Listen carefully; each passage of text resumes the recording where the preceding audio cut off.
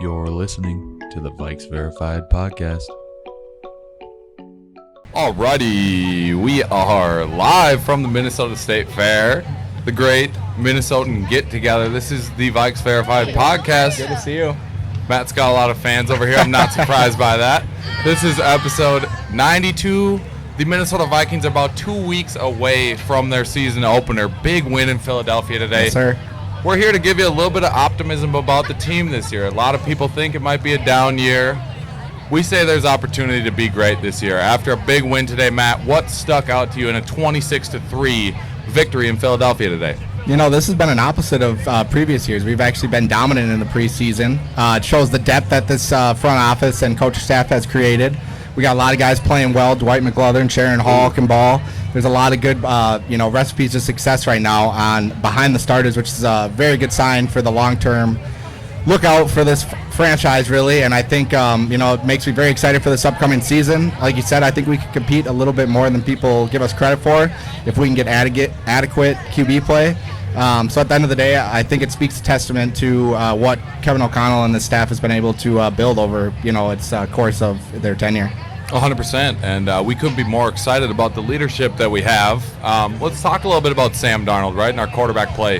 After McCarthy goes down, it's a blow to the fan base. Nobody's excited about that. Everyone wants to see J.J. McCarthy do well, but we go in and we see Jaren Hall play today.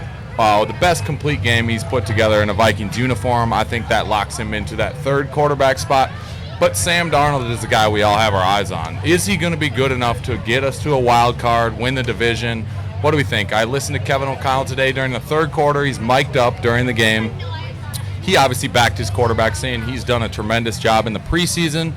He's had a ton of reps with the first team. And how can you not play pretty well with guys like that at wide receiver? So let's talk predictions for Sam Darnold. Is this a middle-of-the-road quarterback this year? Is this a 20-plus quarterback? Or is this a guy who has top 10 potential this season statistically? I wouldn't go as far as top 10, but I think if you can get above-average QB play from him, that's all we need. With the weapons around him, you just need him to distribute the ball to the right players. And if he can do that, I think we can win more games than we're getting credit for.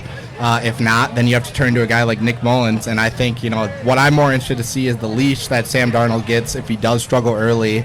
Do they go to a guy in Nick Mullins who has a little bit more veteran experience, has shown that he can sling the rock, even albeit all the interceptions? Yeah. I think that that will be one of the more interesting storylines for me to see is how much grace that Kevin O'Connell gives Sam Darnold early on. And hopefully he starts strong, but if he doesn't, I think it could become an interesting scenario just because we've seen what Mullins can do.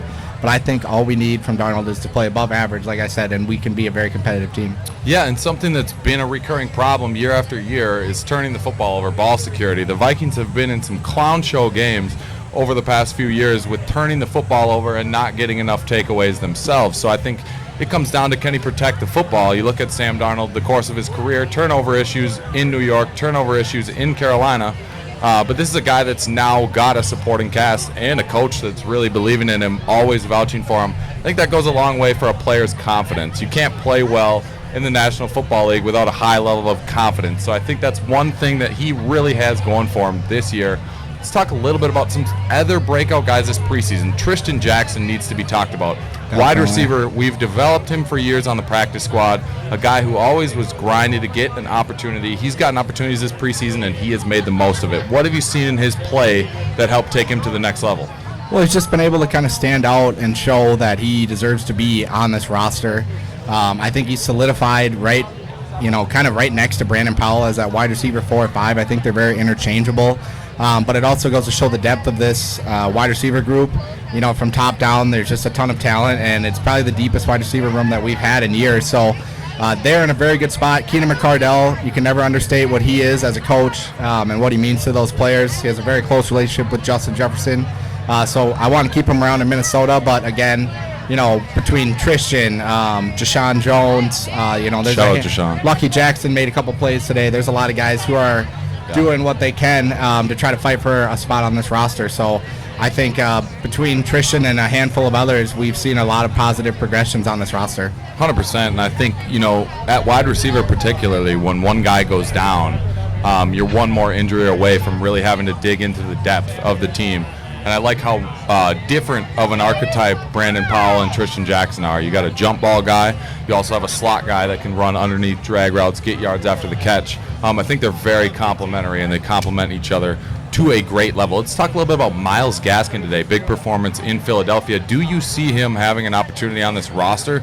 It appears that we have 3 running backs locked in with Kenny Nwangwu. Is there an opportunity for the 4th? Yes, I don't know. I think he's more of a practice squad guy, but at the end of the day, Myles Gaskin has shown a lot more burst than a guy in Dwayne McBride, who's been unfortunately disappointing. Nick, I know that you have him on your dynasty team, but at the end of the day, he has not performed well. I think that his spot on the roster is very much in question, and Myles Gaskin is more of a veteran and has shown more explosiveness. So to me, Myles Gaskin is a guy who for sure is going to be on the practice squad. Some other handful of guys that I want to talk about too are on the defensive side would be Dwight McGlothern, Bo Richter, yes, Gabriel Murphy, and Levi Drake. I think there's a handful of very young, underrated prospects on this defense that I think everybody can take advantage of and really showcase their talents, because we have a lot of young talent that I think I'm very excited about, especially in the edge group. You're right, and seeing UDFAs, we've become the land of undrafted free agents at this point with some of the play that we have. Let's talk 3 players in particular: Levi Drake Rodriguez, Bo Richter, and Dwight McGlothern. Yep. Which of those guys are making the roster to you, and which are practice squad or cut? I think you can even try to put Dwight McGlothern and Levi Drake on the practice squad. I think both of them would get scooped up. So if anybody, I think it's Bo Richter who maybe gets put on the practice squad. But at the end of the day, I want to keep all 3 on the 53. All of them have shown very positive signs through their young careers. And I think it goes to show the scouting department's talent in terms of finding guys outside of the draft who have really provided impact. A 7th-round pick and 2 undrafted guys we're talking about. So these aren't very heralded guys, you could say. So very impressed with what they've been able to find with the limited resources that we had because of the trade-ups that we got to go get Dallas Turner and go get J.J. McCarthy and those things. Yeah, so we're looking forward 2 weeks pretty much from today in New York. Barring a fully healthy roster, you'd have to think that the Minnesota Vikings are going to be able to put up some points offensively. One thing Kevin talked about is the continuity with the offensive line. Continuity might be your favorite word. Yep. And this is an offensive line that's played a lot of snaps together. Yep. So what can we expect? Is this an offensive line that's going to be better than years prior, or is it still going to be the same struggle on the interior? I think it's going to be one of the top half, O-lines in the league, if not top 10. I think a lot of it rides on Ed Ingram, and if he even starts. I would just say the guard play in general. Center and tackles are locked down. I feel very good about Garrett Bradbury and our tackle situation. But it comes down to Dalton Reisner, potentially, and/or Ed Ingram, and then Blake Brandel. So I think at the end of the day, it really falls on their shoulders. And if we can get above average play from them, I think we have a top 10 offensive line. But if not, that can very much put us in the middle of the group there. So the little bit of variability there is definitely a question, but I think it's impressive that we have a handful of options compared to years past where we're kind of stuck with what we got. So again, speaks to the testament of the depth of this team. But at the end of the day, I think Ed Ingram has the most to prove. And I think that's a great, transition into Dalton Reisner, who we thought was kind of a roster lock, but as of late, is up in question. So, do you see Dalton Reisner still making this team, or do you see do you see them maybe keeping 8, or a guy like Michael Juergens? I think it's become a lot more of a debate in the last week or two than since when he first signed again. Which is unfortunate, because the way that we signed Reisner on such a value deal, you would expect him to come out and fill that depth role. We need him badly, but there's been an undisclosed injury. They haven't shared much about what's going on behind the scenes. Is this guy going to be ready for week 1? We don't know. We've seen him play, and we know he's good enough. But this makes me feel like it's something getting into his late 20s now, maybe something that's been bothering him for a while, a reoccurring injury. They've really kept wraps on it, so it's hard to say with Dalton if he's going to be ready. I certainly hope so, because he is the depth we need behind Ed Ingram and Blake Brandel if one of them starts to slide a little bit. So we're just going to have to wait and see. I respect the privacy of the front office, not putting these injuries out to the public. There's not a lot of speculation on it. They've kept it under wraps, so I respect the privacy there from us. But I also think that there's opportunity for young guys like Michael Juergens, like Dan Feeney, to come in and take one of those roster spots and be a mainstay going forward. I want to move week 1, Matt. Do you have an early idea of a score prediction? Can you give me some kind of player to watch, something in the game that you think is going to happen, an intuition? I would say an early score prediction would be 26-20 Vikes, maybe. Yeah. I mean, I think this one's actually kind of a must-win with the early gauntlet of a schedule that we have on the front half. If we don't beat the Giants, it puts us in a really big hole. Following up with the Texans and 49ers at home, that is no walk in the park. So I think Giants is one that you have to have, and I do think that we can win. Daniel Jones has been uninspiring in training camp from what we've seen. I think Malik Neighbors is a great player for them. But at the end of the day, if they're starting Jones week 1, that's a good thing for us. So I think this defense is going to be one of the top 10 in the league, and I think Brian Flores will present a lot of problems for the New York Giants. And again, I would hope that we can come out with a win because I do think it's a must-win. Oh, I do too, and you talked about it, the second and third game of the season, two high-powered offenses. The 49ers are near the NFC Championship every year. Houston is on the rise. You don't want to put yourself in that early season hole where it feels like we're clawing to fight back and get to 500. It felt like that last year. You got to take care of these ones that you should at the beginning of the year, and Daniel Jones is not a guy who's playing with a ton of confidence or swagger. He can't even really move the ball in preseason. If a quarterback can't move the ball in preseason against a lot of these backup secondaries and linebackers, you know that he's in for a rude awakening when the regular season comes. My biggest thing is I want to see who emerges in the receiving game outside of Jefferson and Addison. It's an intuition that Jalen Naylor is going to. This is his year to really step up. We also could see a pass catcher from tight end. Without T.J. Hawkinson the first few weeks, who do you see stepping up in a receiving role in that tight end room? I think early it's going to be Johnny Munt heavily. And then you could see a guy in Nick Muse or even Josh Oliver make some impacts there. I mean, really going down the line, it goes Munt, Oliver, Muse. But I do think Tanyan is a P squad or cut guy. I thought it was opposite, when we came into the beginning of training camp. But Muse has shown the ability to make plays. He has a connection with McCarthy before he got injured that I think he could continue building on. And he's just overall younger, so would not be surprised to see him stick on this roster. And unfortunately, a guy like Tanyan and N'Keal Harry is an interesting practice squad guy to me, just because he's kind of a hybrid guy.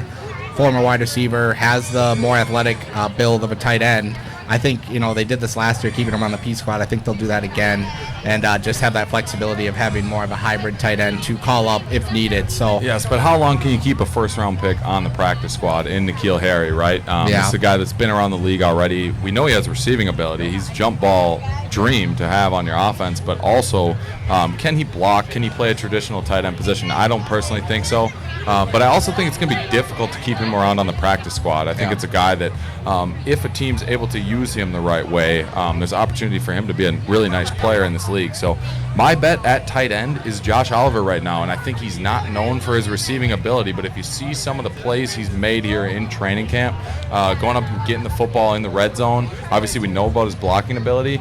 I think this is a guy that's going to come out of the gates here and not have a lot of focus from defensive coordinators. He's going to kind of slide under the radar, hit a couple seam routes, and I think he's going to be effective in the red zone as well. So that's my prediction at tight end. I did want to touch on this with you. We might as well give J.J. McCarthy some coverage because this is probably the most polarizing guy on the roster, right? Everyone wanted to see McCarthy. We're down bad about it. This is a guy that I felt like the team was gravitating more towards than Sam Darnold, and I don't want to knock Sam Darnold here because I'm fully behind him as our starting quarterback, but it felt like to me that the players were gravitating more towards McCarthy. He has a little bit more of a magnetic personality than Sam. I think Sam is more of a lead by example, kind of a quieter guy. Does that worry you that maybe the team was starting to get behind McCarthy and then all of a sudden he's pushed to the side and Sam Darnold has to be the guy? I'm actually not, I wouldn't say worried. I do agree with that. I think the team definitely pulled towards McCarthy more than Darnold. And I think, honestly, trying to spin zone this in a positive way, it may be a blessing in disguise just because it takes the pressure not only off of McCarthy and just being able to develop in the QB room. When he gets back to limited practice, he can start to work. But it also takes the pressure off of Darnold. There's no more of that competition. Hopefully that gives him kind of a vote of confidence, at least, that this team is fully in on him. No sort of kind of a media scrum between who's going to start, when he could potentially, because if McCarthy's healthy, he's always going to be on his right behind him, ready to kind of jump in if Darnold doesn't play well. So that kind of takes that out of the equation. As much as I want to see JJ play this year and succeed, I do think overall it gives us a little bit more of a worry-free Sam Darnold that may help us at least this year, because obviously we know long-term that McCarthy's our guy. So for this current season, I'm trying to spin zone this in the most positive way, and that's, what I think is at least the bright side of this. Yeah, I agree. And it's going to be a bright future for us, and everything's looking towards him under center for us long term. But this is weird. It's kind of the bridge year, right? It's kind of a guy who we're not expecting to be here long term, but a guy that we want to see be long term somewhere else, because if he plays well enough this year, he can lock down that 3 to 4 year deal with another team. There's always teams that are looking for that bridge quarterback, and I wish Sam Darnold can just play well enough this year and get opportunities elsewhere, because he's a guy that has the first-round talent, the top 5 talent. You look at his pro day, the way he threw the ball in college, he was as highly touted as anybody coming out. So you put him in the right situation with the right people. I think there's a ton of opportunity for him. Definitely. Live from the State Fair, a big thank you to the Minnesotan. We're out here at the Minnesotan booth where we're set up today. Minnesota State Fair goers, head over to Carousel Park right across from the grandstand. Check out Minnesotan apparel. Their collection showcases the best of local pride and state spirit with high-quality, stylish gear designed for every Minnesotan and fair enthusiast. From cozy hoodies to trendy tees, they've got you covered in comfort and style. Don't miss out. Visit the Minnesotan apparel in Carousel Park at the Minnesota State Fair and wear your state with pride. The Minnesotan, where heritage, culture, and tradition live. And shout out to Kemp's. They are local dairy from right here in the Midwest. They have some of the best dips that you can find. I am a big fan of the top tater. You can find me eating that on the summer, especially on the lake. It really hits. I'm telling you guys, they have a wide array of different selections now in dips. So when you go to your local Cub or grocery store, go grab yourself some Kemp's. I agree with you, and we've got a wonderful crowd out here. Shout out to everybody, especially my guy Skiffy over here. Let's go. Noah Skifton. Let's go. Shout out to our guys. Skifton, I'd like to open this seat for you if you want to come up here and talk a little ball. Yeah, we'll get a little Let's guest talk a little on bit here. about this season. It's been a while since we've chopped it up. You've got great opinions, and I think it's your time. Let's get a little discussion going. Yep, let's get him a question. Have him ask us something here. 100%. I'll get you out of the gate here. So, being a wide receiver yourself, we have the best receiver on planet Earth right now. We have expectations for Jordan Addison as well. He's proved that he is a very, very useful receiver. Jalen Naylor's a guy that we really are excited about this year. What about Jalen Naylor do you think he can elevate his game to the next level? What part of his skill set do you see that makes him an effective third option? Well, we know Jalen Naylor has the speed. Yeah. That's something that we saw at Michigan State. Another downfield threat would be huge for us. Yes. Somebody that can go stretch the offense, take a little bit of pressure off of, JJ and JA. I think that's what we need from Naylor. He's shown it in the preseason. Yes. As long as we can keep him healthy, I think he'll be a great asset for us. I agree, and the speed, I'm glad you touched on that, because this is a guy that, believe it or not, is faster than Jefferson and Addison. So you're talking about stretching the field in the slot. You're talking about a guy who can get it done on deep crossers. If you remember last season, Raiders game, ugliest game in maybe Vikings history, 3-0. But that was a game where he was able to come forward and have opportunity. Unfortunately, he had a concussion in that game on a screen. It felt like he was really about to get his career going. So I'm very excited as well about the speed aspect, the good hands, and just being a five-star recruit, being that level of player your entire life. He's got to be a very confident guy, and I think that has showed in training camp. I want you to give me your biggest surprise from training camp and your bold prediction for the 53-man roster. I think I might have heard you guys touch on it earlier, but Levi Drake Rodriguez. Yes. Oh, I just heard you guys briefly touch on it as I was coming by, but Levi Drake Rodriguez, that motor. I don't think you can talk about that motor enough. And then also hoping that Bo Richter finds his way on the roster as well. He's like a Walmart. Right now he's a Walmart version of J.J. Watt, but I think he could really turn into something. He looks just like J.J. in that one picture. Yes, 100%. And I love any D lineman that wears an elbow brace. Get me on board with that guy, because it's just a great look. It provides grit in itself. And if I had to bet on one right now, I'm going to say Drake Rodriguez makes the 53. I think we try to keep Richter on practice squad, but there's teams in the NFL that would pick him up and put him on the 53 can't risk initially. putting him on the So I waivers. think you take the bias towards the younger player and the guy who would get scooped up on a practice squad. So I wouldn't be surprised to see both make the team. My favorite stat about Levi Drake was, talking get off, it was the time out of the stance to engagement. He was the lowest of the entire preseason. So you talk about basically a pop time out of your stance. He might be the quickest guy on our D-line. This is something you don't expect. This is supposed to be a diamond in the rough prospect. And for a guy that raw to come out and play this way in his first preseason, I think is just, a testament to him laying his body on the line every play and being a high motor guy. I want you to give us right now your Vikings season prediction. A lot of people are under the radar on us, right? 6-7 wins. And it's fine to be a realist and be on both sides of the spectrum. But what is your feel right now? Because the NFC North is always competitive, right? These teams split games 1-1 all the time. Everyone thinks the Lions are great, the Packers are great, and the Bears are becoming great. Where do you see us finishing in the division, and is there playoff hopes for this team this year? I wouldn't count out the playoffs. You know I'm a realist fan. Yeah. I'm not the most Nope. optimistic Keep it fan real. in the world, and that's where Vikings fans. That's totally fine. That's kind of how it is. I'm leaning towards probably 7 wins. Obviously, I think our big question mark is Darnold. Yep. If Darnold can show us something and just be a solid game manager, I think we have a chance to be competitive in every game, and we have a good enough defense and coaching staff to do that. But I'm leaning towards that 7-8 wins. We pull a few off. You know how the NFL is. It's all close games. You win the close ones, I think we have a chance. I think you're right, but the Vikings seem to play an uncomfortable amount of close games. Every year. It's one possession, it seems like, down to the wire every game. But I agree. I feel like when you just stack good days with this front office and the leadership we have, eventually that late game luck and stuff, I think, it has to kick in our direction, right, Matt? Definitely. I mean, you saw it a couple years ago when we won all those close games, and then last year, we lost a handful of them. So it's a give and take situation. I think it's hard to do it year after year. But again, spot on. I think if Sam Darnold can win a few close games, that could really change the projection on this team and the factor to maybe compete to at least be in the playoff race. I don't know if we will make the playoffs, but at least be the teams that are on the graphic, right? At least in the hunt. We at least need to be on that side of things. And I think we will be, because you always want to be a team that has a chance. It's fun to at least, and as much as, I want a high draft pick and things like that, I think we have such a good supporting roster. It's hard to really cheer for a top 5 pick just because we have Justin Jefferson, we have Christian Darrisaw. You have a lot of young pieces to build off of. The J.J. McCarthy news is obviously heartbreaking, but, in a year, I think we have a lot of positive things. So to not go after what we can this year seems like a disservice to the rest of the roster.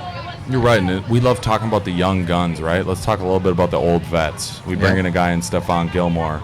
Very decorated corner. He's played in a ton of places, but last year in Dallas was very productive for him. He's upper 70s coverage grade in PFF, still running with some of the young guns. But we look at him and Harrison Smith. These guys are combined about 68 years old in our defensive backfield. Both of them will be 34 years old this year. And you obviously want to bank on their experience, their instincts in the secondary. They obviously have seen more routes and more formations than anybody. But do you think that these guys are going to be able to hold up all year? Playing some of the young receivers we play, does age concern you at all on the back end? To me, no. He obviously is getting older, but for his abilities, I think he can still be one of the better man corners in the league. And the safeties make you feel a lot better over the top, helping him maybe mask some of that age that he has. Overall, his PFF numbers have shown that he can still play at a very high level. And that's what we need. This cornerback room didn't have a lot of that, outside of Shaq Griffin and Byron Murphy. Everything was basically kind of up for grabs. So to have that guy who now provides us a solid starting 3 corners is huge. I don't think he needs to be a top 10 corner in the league. He just needs to play where, he's not getting exposed in a way that the secondary will be questioned, because that was the biggest worry, I think, in this whole defense. I think that, Brian Flores is going to surprise a lot of people this year. We were, I think, 11th in DVOA in defense last year, so very high end. And I think the way we were able to rebuild that edge group and the safeties that we have and the depth, I think Brian Flores is going to have a lot of fun stuff up his sleeve. Yes, watching these guys rotate in and out is going to be a pleasure. Tons of fresh legs, rushing the passer, and I think that's a great thing anytime you can get it. Danielle Hunter, legendary Viking, surpassing 30 years old. I think it was the right move to move off him with when you see how we've replaced Harry's this sticking, group. though. I love that. 100%. And I'm excited about Flores. I like seeing his team back him up after these media allegations with Tua. Tua saying, he's not the best guy. The next day he's got Josh Metellus and Harrison Phillips standing with him on the podium, standing on business with him because they love him. So that's a great thing. And anytime you get the camaraderie in the building like that, you got something special. So one last shout out to my guy Noah here. I got one more shout question. out to our guy Noah. Got one more question for you. Who scores the most offensive touchdowns for the Vikings this year? You know the answer to that question. That's 18. No question about it. It's 18's had a little bit of trouble in the end zone, believe it or not. It's kind of a Julio Jones situation. You rack up 200 yards, but doesn't always find the end zone. If it wasn't 18, who scores the second most? I would love to say Aaron Jones, Yep. but based on Madison's production last year, that's obviously something that we need to improve on, is being able to get the ball in the end zone, rushing it. So Aaron Jones, I would like to see him successful with the running game and finding the end zone. But otherwise, I mean, it's got to be 18. I agree, and I want to say so, but I think the element that Aaron Jones is going to provide through the air for us, we haven't seen a really good receiving back on this team in quite some time. I mean, Dalvin Cook could catch it a little bit here and there, but he was more of a screen game guy. Jones is a guy you can throw on a wheel, you can throw him on a halfback angle. You could even split him out, have him run routes. This guy can do it through the air, so I wouldn't be surprised to see him find the end zone 10-plus times as well. Live from the State Fair, shout out to Noah Skifton. Thank you for joining. Shout out, Skippy. Appreciate you, fellas. Appreciate the support, brother. All day. Make sure you're following Vikes Verified on Instagram. Let's go. You heard the man. We All right, appreciate before we keep going here, quick shout out to Pull Tab Sports here, putting on this great event, going live from the State Fair. It is a great atmosphere. I just crushed a mini donut beer. Shout out, no free shout outs to Lift Bridge. But again, shout out to Pull Tab Sports. You can find them on social media or online. They have a bunch of different podcasts that are great to listen to, so go check them out. Yeah, and all the pods have been great today. I just can't stand with you on the same page on that mini donut beer. We've discussed this many times. I would try it in December. I would try it in January, but it's a bit heavy for the State Fair. If you ask me, it appears we might have another. We might have some fan questions. Should we here. open it up to questions? Let's open here? up the floor. Yeah. All right, we're gonna open up the questions. Let's Do open we up the have floor. someone who has a question? Yeah. All right. Okay. We're gonna open up to Brynna here. Let's get in here. Do you want me to sit down or no? A little You bit gotta of a sit down here, malfunction. Brynna. Let's get it right in the middle. Okay. All right. We got Brynna Marusic here, friend of the podcast, day one supporter of Vikes Verified. She's a huge football fan. She knows the roster inside and out. She knows what the team's going to do this year. Let's hear what's on the table here, Brynna. Well, I just have a question for people that are maybe listening that have never been to a game. What is your Sunday morning routine? Where are you eating? Where are you going? Where are you drinking before the game? What's your recommendations? I think that's a very good question. Considering the North Loop is, Uberable to walkable distance from the stadium, I would assume a lot of people are getting it done there. I know you're getting it done a lot at the homestead, mimosas and breakfast at home, and that's always a good option. That's true. But that would be great. I think it depends, Brynna, on the slate of the game. Is it a 3:25 game? Is this a night game, Yeah, or that is plays this a a noon factor. game? Because if it's noon, true. we're pulling up on breakfast. If it's 3:25, it's more of a late brunch. So I think that is the deciding factor. Is what time does the kickoff start, Matt? What do you say? Matt is a It's stadium different for employee, me because I work every home game, He so I doesn't don't get the to luxury. experience the same luxuries that fans do. But again, I am very blessed. I get to be at every home game, so no complaints from my end. But I would say Off the Rails is a great post-game spot. Shout out, no free shout-outs again to Off the Rails. We have been there many times, so the proximity to the stadium cannot be beat. Okay, Matt, you haven't had much of a pre-gaming experience, but I know that you've thought about it. Definitely. If you had a noon game and for whatever reason you weren't in the stadium working the game, how would you spend it? I think I start out the morning, Cowboy Jacks as soon as they open. Grab a couple I'm not ones sure there. about Then you scoot down to Off the Rails again. Get Pre-game a couple, Off the Rails. Get a couple drinks there. Yep. And then hit the Longhouse right before the game. You step. It's a great transactional spot right in between there. Get a couple, then you hop right into the stadium, hot, refreshed off a couple beers, and ready to go. Are I you think planning that's on how- eating anything, or is it just Oh eating yeah, beers? you mix something in somewhere along the way there, but you can't hold it down to one spot each week. That could change week to week.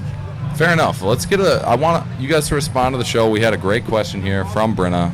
If you've got your answer, your pregame ritual, we would love to hear it, and we'd love to share it with you because good experiences deserve to be shared with the entire fan base. Thank you, Brynna. Shout out to Go Brynna. Skull Vikings. Again, out at the State Fair here. Great atmosphere. Good to see everybody out and about here. Best time of the year. 100%. Let's keep it moving here. I want to talk about some of these guys that are on the bubble here, and Yeah. specifically Lewis Seen. Had a standout game last week. Put Cleveland Browns quarterback Tyler Huntley, lit him up. Yeah. Had 10 tackles, an interception, was just all over the field, and a lot of fans kind of gained a renewed hope for him after there was not peeps about him for months.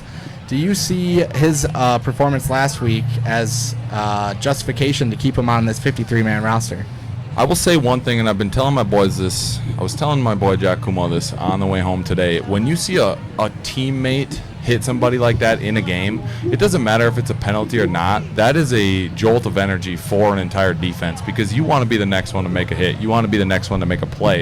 I think if you have a guy that can lay it down like that and punish ball carriers, I think that's an asset that is very underrated and very hard to find in the NFL. So Lewis Cine, I needed him to put one outstanding performance out there today to make this team, and I don't know if today was good enough for him, but I do also think the moments last week might have been good enough for him to make the team on the spot.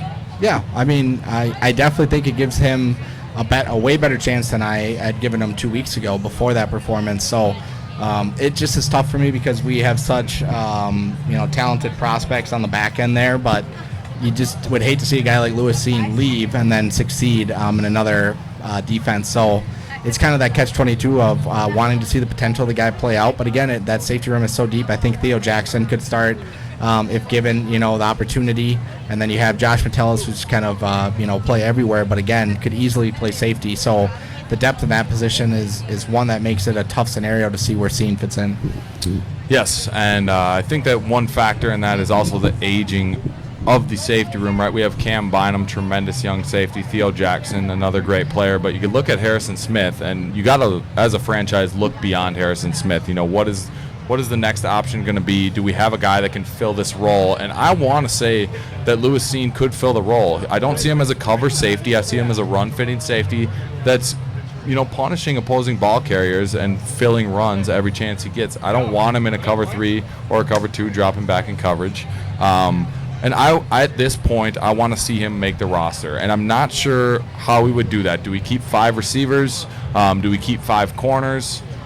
If you had an intuition right now on how Lewis Cine makes the team, where are we leaving the odd man out, and what position group is it? It might have to be at linebacker. Maybe a guy like Asamoah gets cut. Maybe only keep 3. Again, I would lean keeping 4 there, but I think that the edge position has a lot of guys that should make the roster, so I don't see us cutting a guy there. Defensive tackle has a lot of talent there with Levi Drake. Roy, who's a potential old draft pick. You don't know if they want to give up on him yet. There's just a lot of unknowns there, so maybe keep 1 less corner would be the play. But again, Lewis Cine versus an extra corner just doesn't seem right. So shout out to Allie for refill here. What a beautiful delivery. Refill here. I think this is a good time for a quick break here so I can fix this microphone. Let's do it. Chris, can we get a quick pause here? And we're back. So let's dive into some season record predictions, Nick. We've got a big season ahead, one that fans don't really know how to feel for. Do we have a competitive team? Are we looking more towards the draft? How do you feel on this upcoming season and Sam Darnold leading the helm? I've said this for months, Matt, and I'm so happy that we're flying under the radar. I really think this is opportunity for this team to step up and make something out of nothing really right now, because the expectation is nothing for this team. All the attention's on Detroit, it's on Green Bay, it's on Caleb Williams and the young Chicago Bears. However, I think that this team is capable of outscoring a lot of teams, and I also think that the culture in the building is good enough to the point where I think that's worth a win or two, that type of culture. I'm leaning at 9-8 right now. I have maybe a wild card off 9-8. Depends how the rest of the NFC plays. I'm a 9-8 to 10-7 guy right now. I have a hard time believing this team goes under 500. When you see some of these guys play on defense, when fans see Ivan Pace playing a full-time role, wearing the green dot, they're going to be blown away. When fans see a guy like Dwight McGlothern come in and make some plays, they're going to be blown away. Young rushers, Bo Richter, Levi Drake Rodriguez. The team has energy, the team has heart, and I think the team has fight. And to cap things off, it's got great leadership. So I don't see this team under 500. I sit at 9-8. Wouldn't be surprised to see better, but would be very disappointed to see worse. Yeah, I try to keep my bias out of it. I'm going to agree with you there. I think realistically, I say we really are going to be around 500 most of the year, and I think that we can get to the ability to have a 9-8 season. I think 10 wins would be as far as I go, but more realistic, a 7-10 season is not out of the question there. With just the difficulty of the front half there, we open up with New York. That's kind of a must-win. Then you have San Fran, Houston. Those are tough. You go play Green Bay in Lambeau, and then you got to go to New York and play the Jets, and follow up with Detroit. That's a gauntlet of first 6 games for the Vikings. So if we could find a way to sneak 2 or 3 wins out of there, I think it really changes the outlook of the season. But if we were to start 1-4, 1-5, I think you fall in that 7-10 kind of category there. So again, I think that I do like being slept on. I do like having people not really giving us a chance, because it takes some of that pressure off of a guy like Sam Darnold on this offense. But overall, I think we're going to kind of middle around 500 for most of the year. And hopefully, if things go well, I think we could reach 10 wins is kind of where our peak could be, I think. I like that. And I have a hard time believing either of us would come up and say 5 or 6 wins. And cheers to that. Because being a football fan, you go through tough times, you go through great times. It's all about looking forward to the next week with a little bit of optimism. I think this fan base is so dug up in a lot of negativity for good reason. I mean, we've had a lot of heartbreaking seasons. We've had a lot of seasons that we thought this might be the one. But I'm saying hold out hope, because this is a team that's under a young regime and is building this roster the right way with the right culture. So this is the Vikes Verified Podcast live from the State Fair. We're right over here by the grandstand. Come check out the Minnesotan. I guarantee you're not going to walk in there and walk out with nothing. They got good stuff. They've got some awesome apparel. Shout out to them for hosting us. They are by the great grandstand here. So if you have some time, go check them out and see if you could find something from the Minnesotan. And it's 2 weeks until Vikings football. Let's get fired up. Skol Vikes. See you in New York. Skol. You're listening to the Vikes Verified Podcast.